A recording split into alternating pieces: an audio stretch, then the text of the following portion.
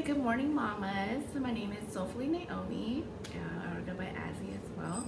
So I wanted to come to you all today. I'm new to YouTube, and I wanted to talk to my mamas out there a little bit of my journey. So I'm actually single and I'm pregnant.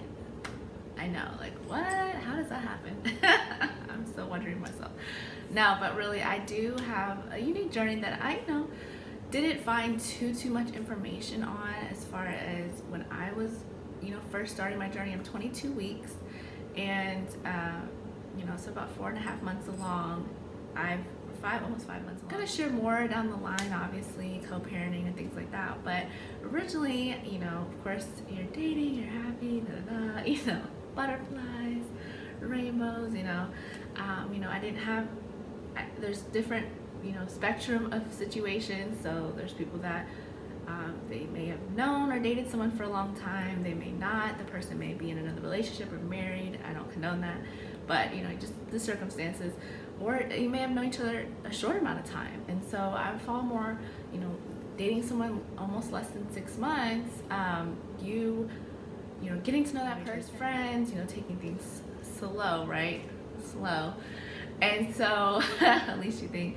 And so what happened in my situation was, I definitely had a calling from God to, abstain and, really just look at the qualities of the person I want to marry and take the time to get to know someone and really allow them to commit. Pretty good relationships in the past, things didn't work out, incompatibility.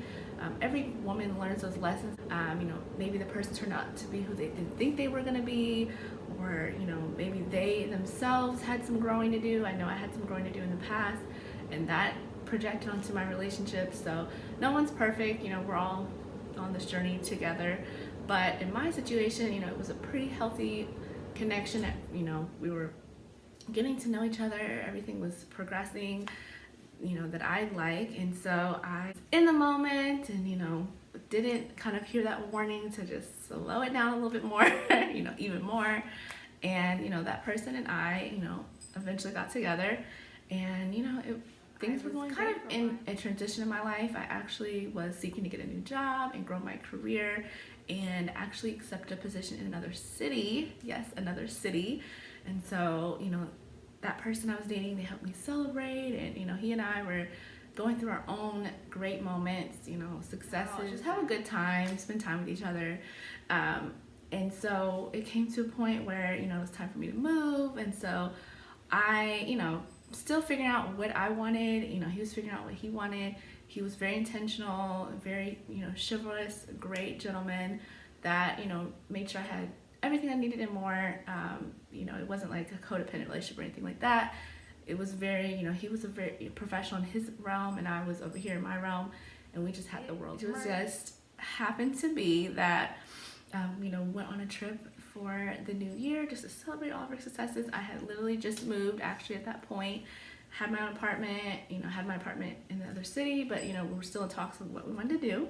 And so I am an advocate for allowing the man to lead. You go into it with intention, but the man also leads. That man really, in my opinion, and what I've, gotten advice from my parents, is just allow the man to, not to chase, but allow that man to really come to you and make a commitment, and you in turn be receptive, ladylike, be present, be fun, and, be a supportive person, be a great person to be around, and in turn it will all work out if that's your person. Long story short, it's like bam, I move, I'm like excited, I'm like and he and I had a talk, and with the distance and different factors, it was just determined that it wasn't gonna work.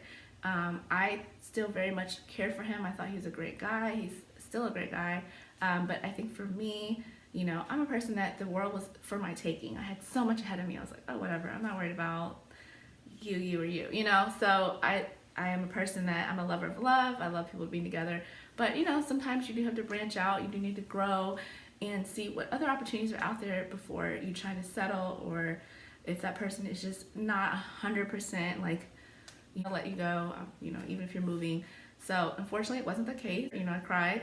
But eventually I was like, this is for the best. Everything else was just falling into place, So I moved closer to a larger city that I love, and I have some great friends there. So course I was like, you know, out and about and visiting with them. We would go do like, you know, outdoor activities. We would go, you know, out here and there. Don't really club too much, but I do love to just, you know, dress up with my girls and take over the night.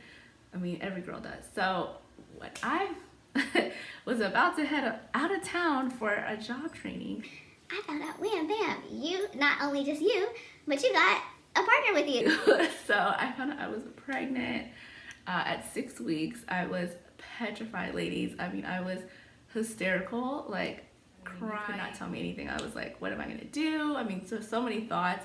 I'm a planner naturally. I need to have everything fall into place. I need to know what's gonna happen next month and next month. You know, I'm myself, you know, like my parents, 2-parent home, you know, in love, raising a family. I always saw myself married. And so I really had to pray and humble myself before God and just ask, like, what is it that I need to do? How do I need to get back? And, you know, where do I need to go from here? How can I make sure I'm healthy and my baby has everything that, you know, he or she, because at the time I didn't know, he or she needed. Now I know it's a she. I just really was like, what a ramble. It's just kind of a talk, you know, let's talk kind of thing. Slowly I reached out to family. My sister was actually like 7 months pregnant at the time, and so she was a big, you know, advocator and supporter of, you know, mommyhood, and this is your journey, and you're gonna be fine, everything's gonna work out. Mind you, I do live miles away from family. They're all in the Midwest or the East Coast, and I am down south in Texas. I'm never worried about living alone. That's nothing that I cared about.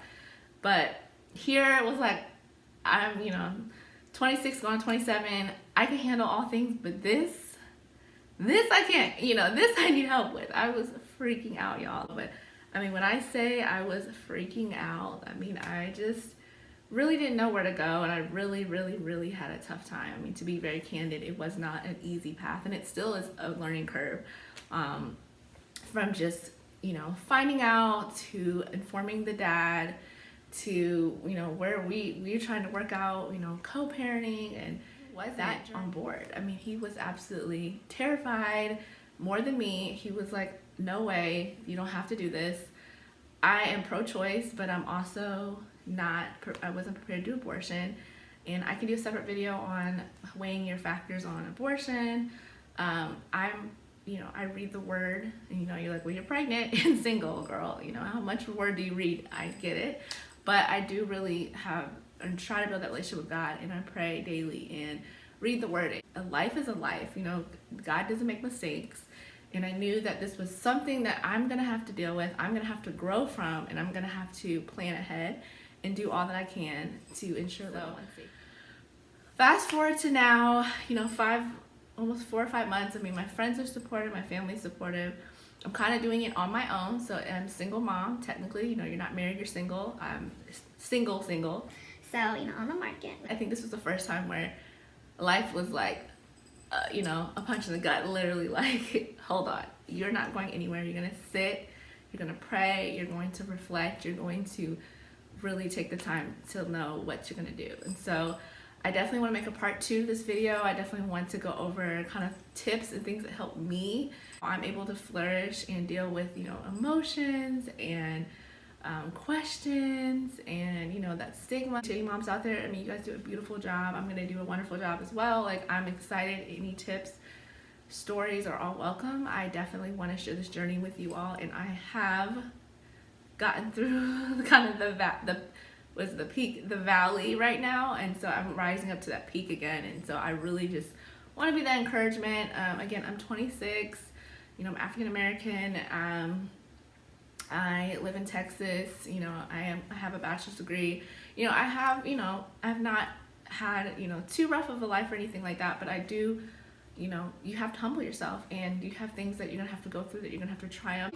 I also have a magnitude of other things, job, career, you know, family, things that were going on, death of the family, I mean, that I was dealing with at the same time. So it's definitely been tricky. You know, when it rains, it pours. That's for me. When things are great, they're great. When it's pouring, it is just pouring down. To who you are, not at the high point of your life, but at the lows. And so, you know, it's a miraculous journey. It should be a joyous journey, despite the other factors, and you will get through it and you'll be fine. I know you hear that, but you'll be fine. So I would love to share this journey with you all a little bit more. like, share, subscribe if you have questions or kind of want to see more or like different aspects, like, oh, maybe we don't want to hear about that, I want to know about that, you know, co-parenting, things that will be to come, you know, I'll definitely share that with you. Thank you, mamas, for joining me today. I hope you have a blessed day. Get out and get some sun if you have some sun in your area. Again, thank you so much for watching and have a gorgeous day. Bye.